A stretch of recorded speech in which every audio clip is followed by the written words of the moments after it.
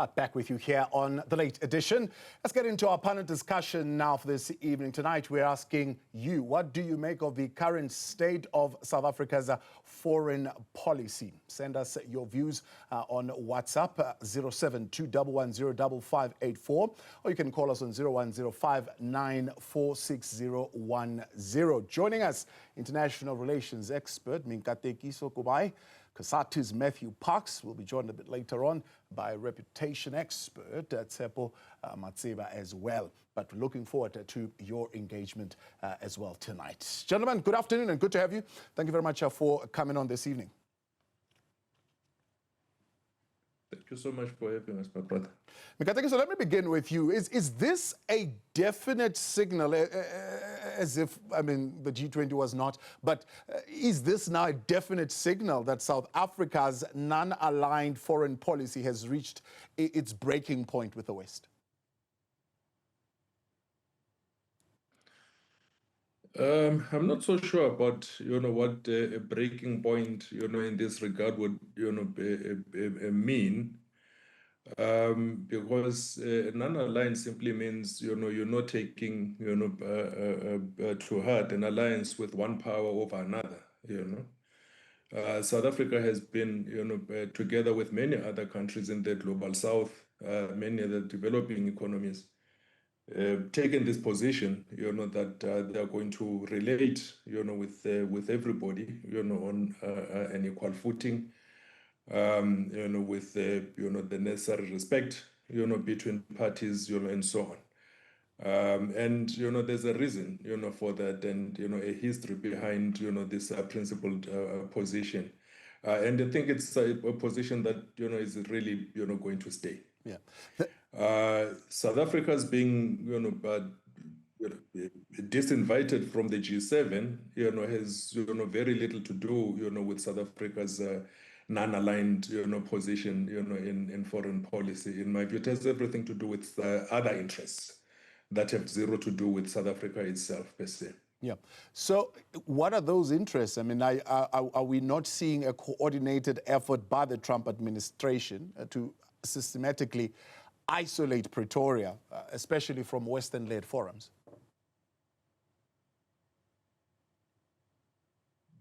Yeah, there are a number of things, associated, to that. So, for instance, I mean, would France, for instance, be willing to accept, that, it has lost, foreign policy sovereignty, to the Trump administration, for instance? I don't think so. Pretoria has also said that, bilateral relations remain healthy between, South Africa and France and so on and so forth. That's fine. You saw the EU coming here. There was an EU-South Africa summit just before the G20, and all is well there, I do not see South Africa being isolated at all. I see South Africa simply not, having a healthy relationship with the United States. But, as for isolation, I don't think so. I wouldn't go, as far as, to do that. We've seen the behavior of the Trump administration over the last year and a few months now, a year and a quarter, imposing itself, on others, the bullying tactics, putting pressure on others, to do this, that, and the other, invading countries, kidnapping heads of state, assassinating sitting heads of state, and so on and so forth. So we've seen that. We're well aware of, the Don Row doctrine, and so on and so forth. But that doesn't have anything to do with South Africa. It has everything to do with, those interests there. South Africa is, non-aligned, posture, doesn't really have, anything. The Trump administration would behave the way that it behaves, regardless, of what South Africa does, or does not do. It is their position, and there are other, theories, we can debate, about why, it has, gotten to this point. Yeah. Why the United States behaves in this particular fashion. There are many reasons, many explanations, for it. But South Africa's posture, I would argue remains correct. It's a principled position that is correct and must continue. Yeah. South Africa has to protect its foreign policy sovereignty, and it must do trade and have relations, healthy relations, peaceful, mutually respectful and beneficial relations with everybody. That is available out there. Okay. It has nothing to do with South Africa's having any acrimony against the United States, because it doesn't. Right. Let's bring Matthew in here and hear a view from Labour here. Matthew, are you concerned that this diplomatic tension is a precursor now to South Africa being kicked out of other platforms like AGOA, which could cost, others have said, the manufacturing sector thousands of jobs? Good evening. Thanks for having us. No, we're not concerned. But having said that, I think we must be protective of our national sovereignty, our national dignity, our pride as a country, and our transformation journey. I don't think we should take or look kindly upon when other countries seek to undermine our stature in the world, or more seek to interfere in our domestic agenda. But having said that, I don't think we must also have lose sleepless nights about it. I think the first thing is, as the president said earlier today, our president, Cyril Ramaphosa, said that we're not a member of the G7. We don't have an inherent right to attend G7 meetings. We attend some, other ones we don't attend. Other times, other African countries attend it. And if we're invited, that's great. It's fantastic for a chance for South Africa to raise its voice and the African continent's voice in a global platform. But if we're not invited, that's not a train smash, because we have what's really more critical is our bilateral relationships, be it with the French, be it with the US, China, Russia, India, Brazil, etc. What matters is how we utilize foreign affairs to advance our sovereign interests, growing the economy, promoting trade, attracting investment, etc. But on this particular issue, I think the ball really is upon the French to explain what exactly is the situation. Last year, the French president was here, affirming his support for South Africa, inviting our president to attend the G7 as a guest this year. Then we had reports in the French media today, this afternoon, saying that, well, the French have been put under pressure by the US to disinvite us, otherwise the US would boycott the G7. And then we have reports an hour later from the French denying that. We also have other reports that the French have invited the Kenyans.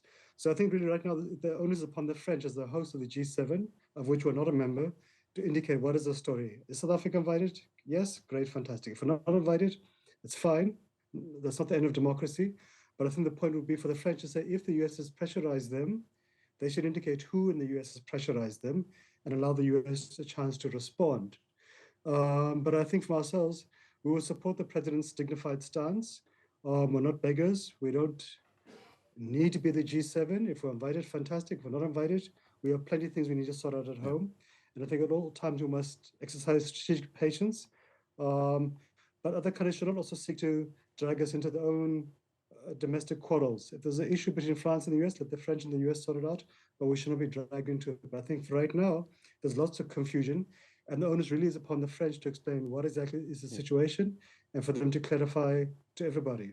So with others say the G7 focusing on inclusive growth and global inequality, have a sentiment that it might be damaging.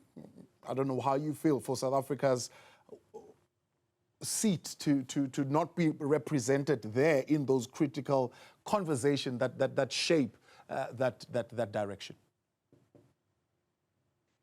So I think for our side, we don't have a seat at the G7. The G7 is the US, it's Canada, Britain, France, Italy, Japan, etc. And over the the last 31 years of our democratic journey, we've been invited time and again. At times because we held the chair of the AU. At times we were part of a coterie of African states invited, and so on. And so it varies each time. It's not a standing invitation. And yes, it'd be nice to attend. Sure, any country would love to attend, those important high-profile moments. But I think for us, what's really critical on the international field is what's going to happen next week in Gauteng, where the president will be hosting an international investment summit in South Africa, attracting investment from the US, from Europe, from China, from across the African continent, etc. What's important is for us to have strong bilateral relationships with all countries in the world to attract tourism and trade and investment and so on. And we have positive relationship in that regard with the French. We also have similar strong economic ties with the US in that regard. Our trade or investment or tourism are booming with these countries. We actually want to see it growing. So I think for us, this is, yes, sure. We don't take kindly to countries, playing marbles with us.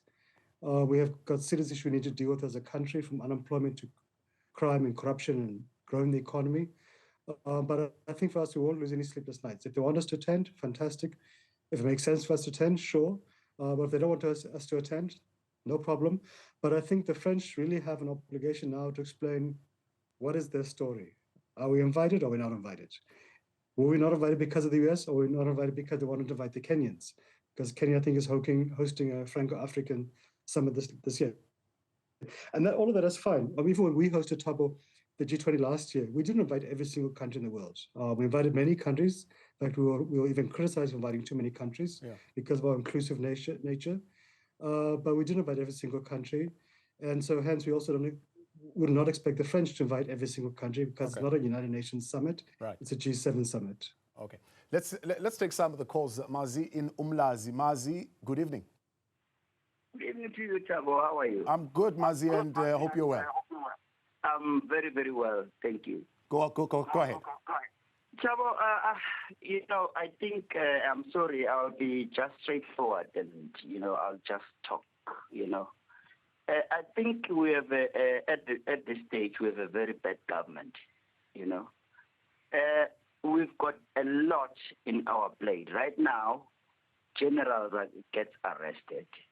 We've just had this Mazanga ad hoc committee and all that kind of stuff. I think those are the things you should have concentrated more on. We've got the president who has just been we've got that Pala matter. We've got lots of stuff. There are lots of other countries more. The countries from the Middle East, for instance, I think there are lots more countries who could have taken up this case with the international with the international court against Israel. Right. Okay. I think there are lots of other countries who are more.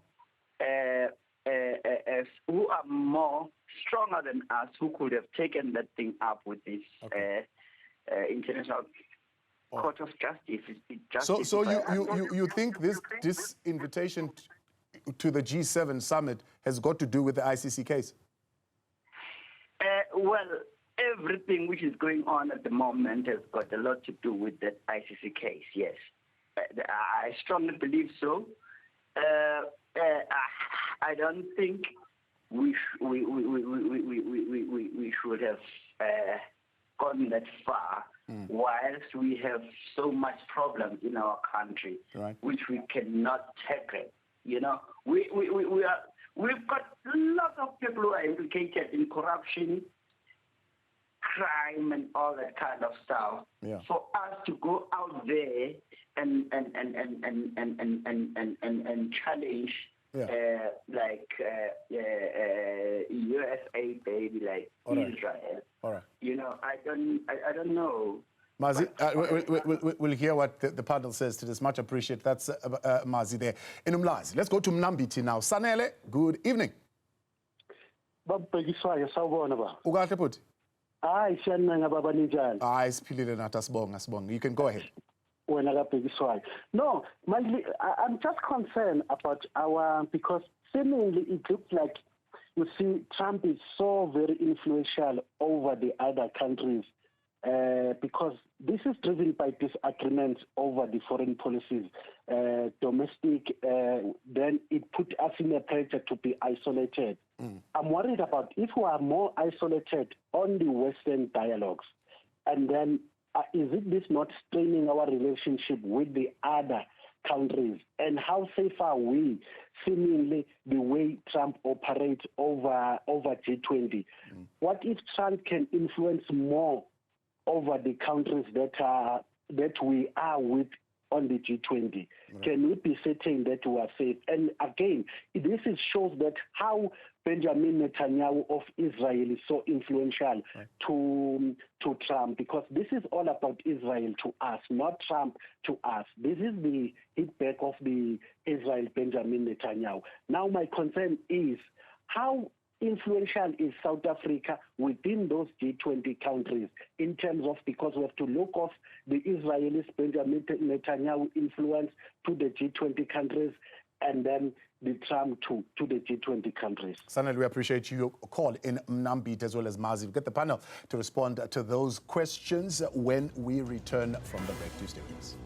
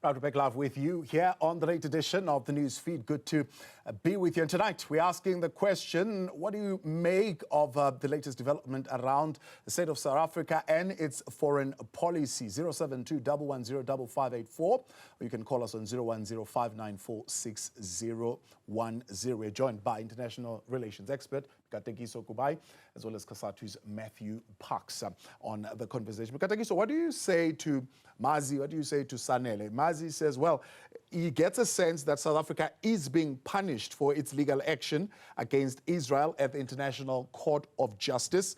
Sanele says this is beginning to paint a scenario where it's a G6+1, where the United States is the dictator, dictates who makes it to the guest list. And therefore, we have to ask the question, how influential is South Africa on these multilateral platforms like the G20? How would you respond to that?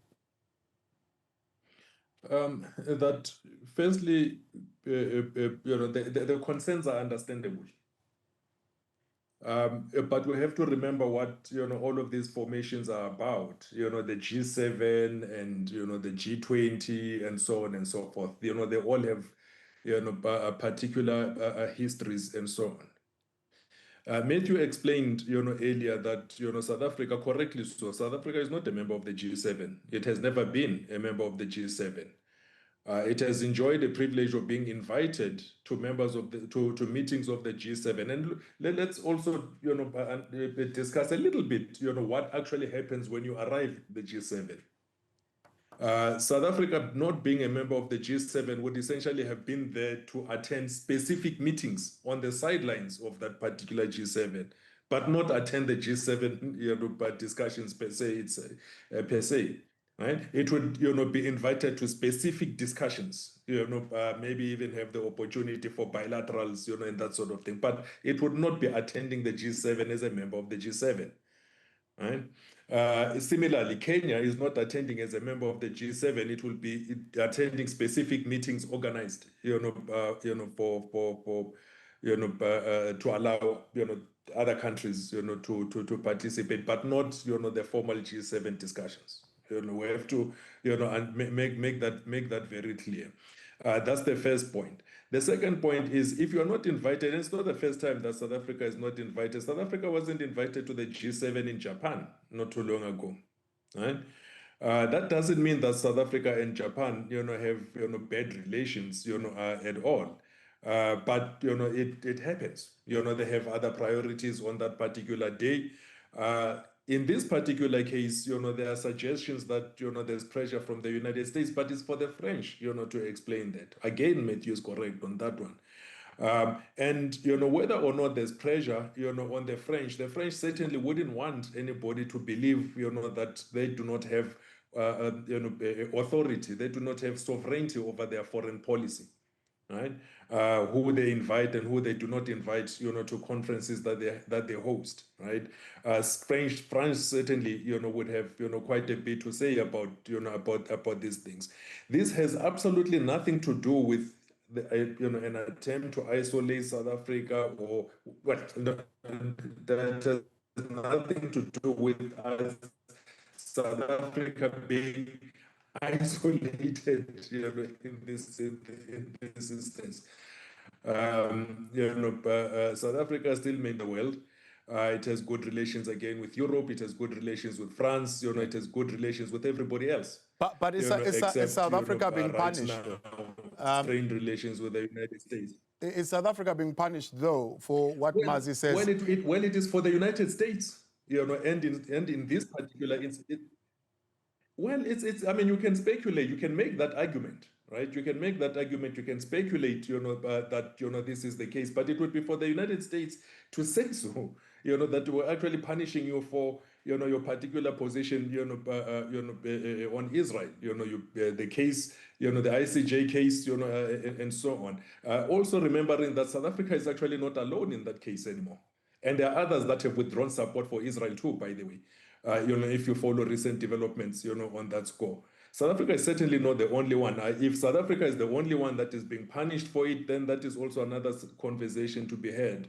But it's for the United States to say that we're punishing you, therefore we'll pressure everybody else, to disinvite you, to end this for everybody else. To decide whether or not they want to cave, to that pressure and disinvite South Africa to discussions, and so on. But the right now, South Africa doesn't really, have to be losing sleep, and overly stressing about not attending a G7 meeting. It's not the first time that we're not attending a G7 meeting. It probably isn't the last time, either, that we're not attending a G7 meeting. I would be concerned if South Africa wasn't attending a G20 meeting, hosted by somebody else, then, would have, something certainly to, have to say about it as a full member and a founding member of the G20 as well. All right. Matthew, I mean, if indeed President Macron caved into pressure by the United States, does that effectively mean that he has ceded his strategic autonomy and authority as the G7 host to President Trump? But then the other question would be, what does that situation then prove about these platforms? I mean, are the critics correct to say these platforms are no longer legitimate vehicles for global cooperation?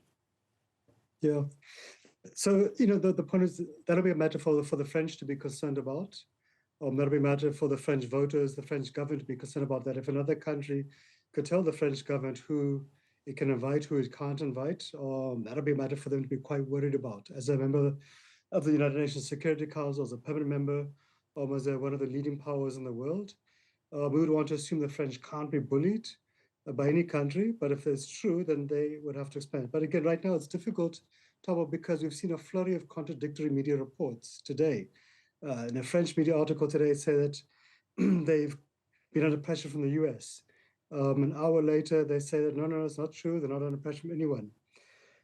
But they're not clarifying the situation. So I think tomorrow it'll be ideal if the French government can say, well, they invited South Africa, but they've changed their mind, or they never invited us, and they never changed their mind, or they're under pressure, and who exactly pressurized them. But I think, we don't need to stress about that as a country. I think Mosley is correct. We have a lot of issues to focus as a country, which we're responsible for, from our slow economic growth, our high levels of poverty, of inequality, of unemployment, of crime, etc. And I don't think that we should be stressed about can any country isolate us. Last year, the G20, we had dozens and dozens of countries, governments coming, heads of state, including across Europe, across all continents, including the French president came to show their strong relations with South Africa. We have presidents coming all the time. Our president is invited all the time. But to your point, Thabo, does it show the weakness of the global institutions? No, indeed, many of these institutions are quite weak. The United Nations, time and again, the General Assembly passes resolutions calling for peace or whatever it might be, and many countries choose to ignore them. We've seen that problem even within the African Union, even within the Southern African Development Community. Even Europe has had those challenges. But I think the stance of South Africa's presidency, our Department of International Relations and Cooperation is correct. There will always be contradictions in the world. The world will always be a messy place, an ugly place at times. And we must base our foreign policy upon our national interests, upon the non-aligned stance, and also upon principles. There will be contradictions, but if we maintain our principles, we can weather these storms. But yes, it also means we must get our house together as a country. We must deal with issues of unemployment, of crime, of mismanagement, of corruption, etc., because if we don't address our own internal domestic fires, so to speak, then yes, we'll be vulnerable on the global stage. And we must always constantly put South Africa first, to paraphrase a political slogan. And we mustn't be ashamed about it, but we must also be principled on our issues. When we see wrong things happening in the world, be it genocide, be it the abuse of the Palestinian people, we must say so. And yes, we'll take some punches, there will be some pushback, that's fine. But eventually, principles will prevail, justice will prevail, and we will be found on the right side of history, and will not have been found to have been opportunistic or selling our principles. And we must do so in a measured way. And we can look to many other countries who have done so in a strategic way, which maintains their sovereignty, the national interests, and the principles. But I don't think we must stress too much about a G7 summit. It's great if we can attend. If we can't attend, there's no problem. The president has got many things to attend to, and I don't think he himself will also lose any sleep about it either. Yeah. Mikatekiso, as we wrap up, I mean, as you say, it's not by any chance indicating that South Africa has been isolated, but in a world of high-stakes diplomacy, a G7 host like France rescinding its invitation of South Africa, does it make South Africa look good as a principled actor here as far as the world stage is concerned, especially if it is the US, if it emerges? I know there are conflicting reports that has pressured France to act in this way. Once again, my brother, South Africa's standing, internationally is sound. It's solid. Its reputation is good, internationally. It takes decisions, based on, by historical principles, and so on. Right? South Africa is a developing economy.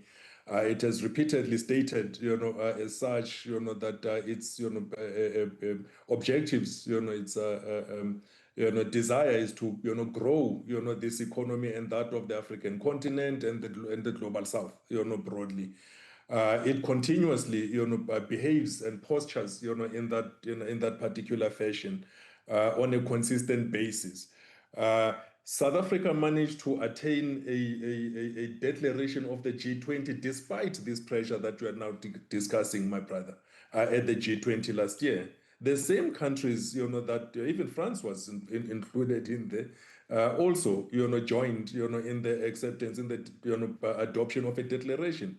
Under extreme pressure, from the United States we wanted, South Africa to not even attain, a statement, let alone a declaration. But nonetheless, all of these countries said that, no, we stand, on, the side of multilateralism, want, to work with everybody to find solutions to common challenges affecting humanity. Right? And we're not going to be isolating anybody in this regard. We're going to work together and so on. So South Africa is, it's okay, in terms of its international standing. It is, quite okay.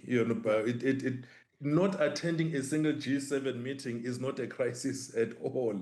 It may well be attending the next meeting, when it is hosted by somebody else. Right. It may be attending maybe the next 3 G7 meetings. It's up to the host to decide. It's not for South Africa to be belaboring, what, the reasons, are and whatnot. It's not a member of the G7. It will attend the G20. It will attend, other engagements. All right.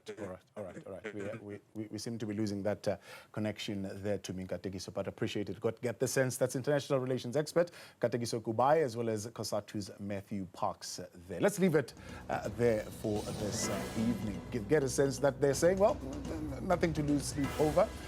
South Africa must maintain its principled stance on this particular matter. They are not members of the G7 and they don't have a seat there. So that's the view there from our experts. What are your thoughts? 072 110 5584.